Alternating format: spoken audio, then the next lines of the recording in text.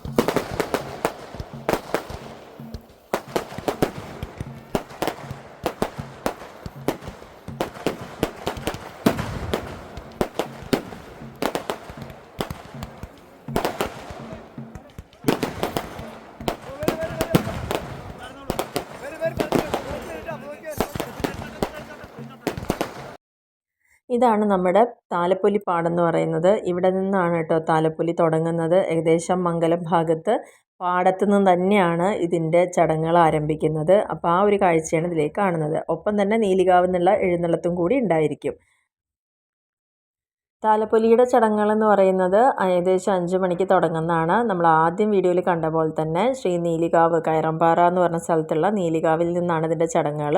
ഒരു ഭാഗത്തുനിന്ന് 5 ആനകളാണ് ഉണ്ടാവുക എഴുന്നള്ളത്തിന് വേണ്ടിയിട്ട്. അപ്പോൾ നിങ്ങൾ ആ വീഡിയോയിൽ കണ്ടാവും 4 ആനകൾ പുറത്തും 1 അമ്പലത്തിൻ്റെ അകത്തുമായി നിന്നുകൊണ്ടുള്ളതാണ്. പിന്നെ മേളം ഉണ്ടായിരിക്കും. അപ്പോൾ അവിടുന്ന് എതിരേറ്റുകൊണ്ടാണ് കാവിലേക്ക് വരുന്നത്. ഒപ്പം തന്നെ ഈ താലപ്പൊലി പാടത്തുനിന്ന് കോമരം പോവുകയും അവിടുന്ന് അനുഭാവത്തോടു കൂടിയിട്ട് അവിടുന്നും തിരിച്ച് നമ്മുടെ കാവിലേക്ക് വരും. അപ്പോൾ ഇതാണ് നമ്മുടെ താലപ്പൊലി എന്ന് പറയുന്നതുകൊണ്ട് ഇവിടെ ഉദ്ദേശിക്കുന്നത്.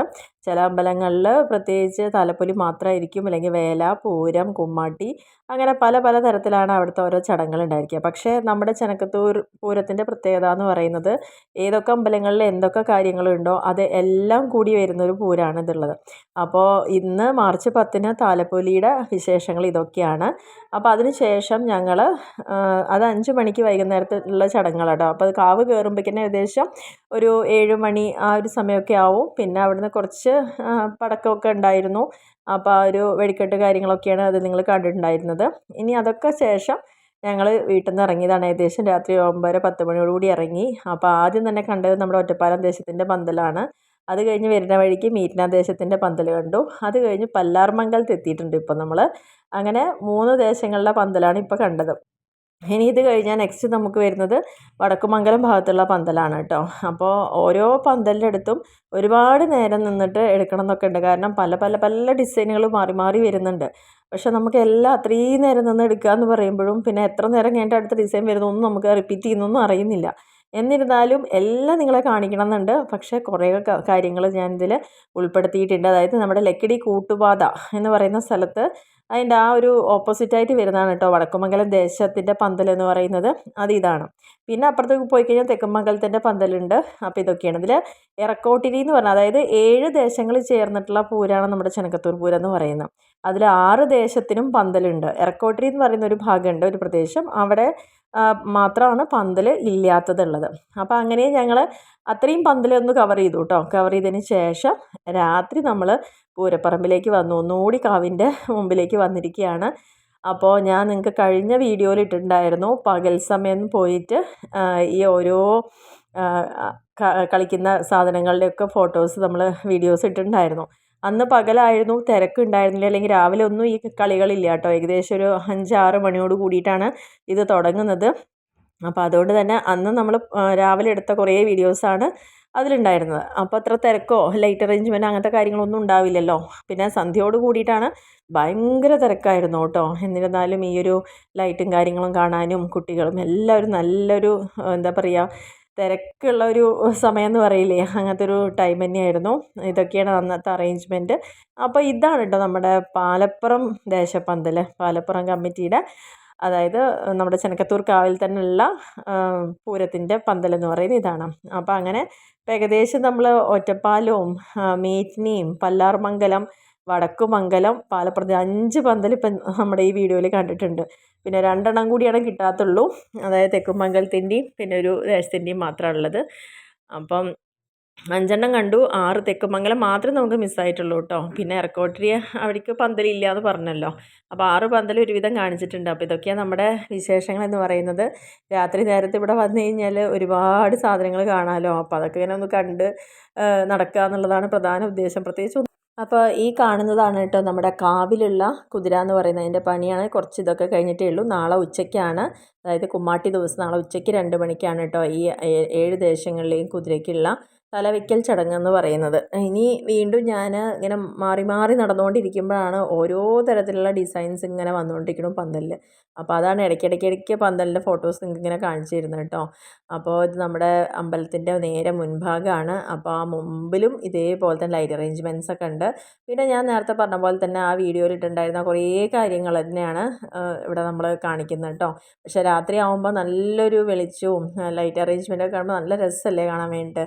അപ്പോൾ ഇതൊന്നും പകലെടുക്കുമ്പോൾ ഇത്ര ഭംഗി നമുക്കപ്പോൾ കിട്ടില്ലല്ലോ. അപ്പോൾ അതുകൊണ്ടാണ് ഞാൻ ഈ ഒരു കാഴ്ചയും കൂടി കാണിക്കുന്നത്. ഇത് നമ്മുടെ അമ്പലത്തിൻ്റെ മുകൾ ഭാഗത്ത് ഒരുക്കിയിരിക്കുന്ന അറേഞ്ച്മെൻറ്റ്സ് ആണ് കേട്ടോ. ആദ്യം കാണുന്ന ഭാഗമാണ് നമ്മുടെ താഴേക്കാവ് എന്ന് പറയുന്നത്. അതിൻ്റെ മിഡിലായിട്ട് നമുക്ക് മൂലസ്ഥാനം എന്ന് പറയും. ആദ്യമായിട്ട് ദേവി വന്നിരുന്ന സ്ഥലമാണ് അവിടെ. പിന്നെ റൈറ്റ് സൈഡിൽ കാണുന്നതാണ് മേലേക്കാവ്. അങ്ങനെ ഈ ഒരു 3 കാര്യങ്ങളാണ് ഉള്ളത്. പിന്നെ പുറത്താണ് കേട്ടോ ഗണപതിയുടെ അമ്പലം ചെറുതായിട്ടൊന്നുണ്ട്. അപ്പോൾ അത്രയൊക്കെ തന്നെ ഉള്ളൂ നമ്മുടെ ഈ കാവിൻ്റെ ഫ്രണ്ട് സൈഡിൽ പറയാനുള്ളത്. അപ്പോൾ ഞാൻ നേരത്തെ പറഞ്ഞ പോലെ തന്നെ ഓരോ പ്രാവശ്യം ഓരോ റൗണ്ട് ഒന്ന് ചുറ്റി വരുമ്പോഴും പല പല ഡിസൈൻ മാറി വരും. അപ്പോൾ ഏതേതേ എടുക്കേണ്ടതെന്ന് അറിയില്ല. പിന്നെ കഴിഞ്ഞ വർഷത്തെ പൂരത്തിൻ്റെ ചിത്രങ്ങളാണ് കേട്ടോ അവിടെ ശ്രദ്ധിച്ച് നോക്കിക്കഴിഞ്ഞാൽ കാണാൻ പറ്റിയിട്ടുണ്ടാവുക. അപ്പോൾ അതേപോലെ തന്നെ ഓരോ ദൈവങ്ങളുടെ ഫോട്ടോസ് ഇങ്ങനെ മാറി മറിഞ്ഞിങ്ങനെ വരുന്നുണ്ട്. അപ്പോൾ ഇതൊക്കെയാണ് നമ്മുടെ രാത്രി വിശേഷങ്ങൾ അല്ലെങ്കിൽ രാത്രി കാഴ്ചകൾ എന്ന് പറയുന്നത്. പ്രത്യേകിച്ച് ഒന്നും വാങ്ങണ കാര്യങ്ങളൊന്നുമില്ല. എന്നിരുന്നാലും ഇതിങ്ങനെ കണ്ട് ആസ്വദിക്കുക എന്ന് പറയുന്നത് വർഷത്തിൽ ഈ ഒരു 10 ദിവസം മാത്രമാണ് നമുക്ക് കിട്ടുന്നത്. പിന്നെ വീണ്ടും അടുത്ത ഇത്രയും ദിവസങ്ങൾ നമ്മൾ ഒരു വർഷക്കാലം കാത്തിരിക്കുക എന്നുള്ളതാണ് ഈ ഒരു ആഘോഷത്തിന് വേണ്ടിയിട്ട്. അപ്പോൾ ഏകദേശം ഇപ്പോൾ സമയം ഒരു 11:15 11:30 മണി ആയിട്ടുണ്ട്. അപ്പോൾ ഇങ്ങനെ കുറേ തിരക്കൊക്കെ ഇങ്ങനെ ഒഴിഞ്ഞൊഴിഞ്ഞ് വരുന്നുണ്ട് കേട്ടോ. അപ്പോൾ ഞാൻ നേരത്തെ പറഞ്ഞ ഭാഗങ്ങൾ ഇതാണ് ആ മൂലസ്ഥാനം എന്ന് പറയുന്നത്. ഇവിടെ ചെറിയതായിട്ട് കട്ട് ചെയ്ത് ഇവിടെയാണ് നമ്മുടെ താഴത്തെ കാവുള്ളത്. അപ്പോൾ ഇതൊന്നുകൂടി ഹൈലൈറ്റ് ചെയ്ത് ഇങ്ങനെ കാണുന്നുണ്ടല്ലോ. ഇനി തൊട്ടപ്പുറത്താണ് നമ്മുടെ മേലേക്കാവ് എന്ന് പറയുന്നതാണ് മേലേക്കാവ്. അപ്പോൾ ഇങ്ങനെ 2 പ്രധാനപ്പെട്ട നടകൾ തന്നെയാണുള്ളത്. അതിൻ്റെ അപ്പുറത്താണ് ഗണപതി ക്ഷേത്രം എന്ന് പറഞ്ഞില്ലേ. അപ്പോൾ തൊട്ടപ്പുറത്താണ് കേട്ടോ ഗണപതിയുടെ ക്ഷേത്രം. അതിൻ്റെ പുറത്തായിട്ടാണ് വരുന്നത്. അപ്പോൾ ഇത് ക്ഷേത്രത്തിൻ്റെയും മറുപുറത്ത് അപ്പുറത്തുള്ള കാഴ്ചകളാണ് ഈ ഒരു ഭാഗം എന്ന് പറയുന്നത്. അപ്പോൾ തിരിഞ്ഞ് നോക്കിയപ്പോഴേക്കും വേറെ കുറേ ചിത്രങ്ങൾ വന്നു. അപ്പോൾ അതും കൂടി ഒന്ന് എടുത്തു. അപ്പോൾ അങ്ങനെയൊക്കെ തന്നെയുള്ളൂ നമ്മുടെ പൂരത്തിൻ്റെ വിശേഷങ്ങൾ. അപ്പോൾ ഇന്ന് താലപ്പൊലി ദിവസം കൂടി ഒന്ന് കവർ ചെയ്തു. പിന്നെ അത് കഴിഞ്ഞപ്പോഴേക്കും പറയ്ക്ക് പോയിട്ടുണ്ടായിരുന്നു. രാവിലെ പറയ്ക്ക് പോയി കഴിഞ്ഞ ശേഷം ദേവി രാത്രി തിരിച്ചെത്തുന്ന സമയം ഒരു 11:30 മണിയൊക്കെ ആയിട്ടുണ്ടാവും. അപ്പോൾ ആ ഒരു സമയത്തോടു കൂടി അവിടെ മേളമൊക്കെ ഇങ്ങനെ കേട്ടുകൊണ്ടിരിക്കുന്നുണ്ടായിരുന്നു കേട്ടോ. അപ്പോൾ അതിനിടയിൽ കൂടെ നമ്മൾ കുറച്ച് ഈ വക കാര്യങ്ങളൊക്കെ ഒന്ന് നോക്കുന്നുണ്ട്. അപ്പോൾ ഇതാണ് നമ്മുടെ മേളം തുടങ്ങിയിരിക്കുന്നത്. ഏകദേശം 11:45 ഇപ്പോൾ സമയം. ഇനി അപ്പോൾ പറക്കി പോയതുകൊണ്ട് തിടമ്പ് ഉള്ളിലേക്ക് വെക്കുന്ന ആ ഒരു ചടങ്ങാണ്. വെച്ചതിന് ശേഷമാണ് ഈ മേളമൊക്കെ ഉള്ളത്. അതും കഴിഞ്ഞു, അതും കാണാൻ പറ്റി. ഇതൊക്കെ ഈ ഒരു സമയത്ത് വന്നുകൊണ്ട് മാത്രം കാണുന്നൊരു കാര്യമാണ് കേട്ടോ. പൂരപ്പറമ്പ് പൂർണ്ണമായിട്ടുണ്ട് ഒഴിഞ്ഞു എന്ന് പറയാനില്ല, എങ്കിലും കുറേയൊക്കെ എല്ലാവരും പോയി. ഇതിൻ്റെ ബാക്ക് സൈഡ് കുളം ഞാൻ കാണിച്ചിട്ടുണ്ടായിരുന്നു മുന്നത്തെ വീഡിയോയിൽ. അപ്പോൾ രാത്രിയുള്ള ഒരു ദൃശ്യം കൂടിയാണ്. ചുറ്റും അതിൻ്റെ ലൈറ്റ് അറേഞ്ച്മെൻറ്റ്സ് ഒക്കെ ഉണ്ടായിരുന്നു. നല്ല ക്ലിയർ ആയിട്ട് തന്നെ നമുക്ക് കിട്ടിയിട്ടുണ്ട്. അങ്ങനെ ഇത്രയൊക്കെയാണ് നമ്മുടെ താലപ്പൊലി ദിവസത്തെ വിശേഷങ്ങൾ എന്ന് പറയുന്നത് കേട്ടോ. ഇനി മാർച്ച് 11 ഉച്ചയ്ക്ക് 2 മണിയോടുകൂടി കുതിരയ്ക്ക് തലവെക്കൽ ചടങ്ങ്. അന്നാണ് ഇവിടുത്തെ കുമ്മാട്ടി. വീണ്ടും കാണാം.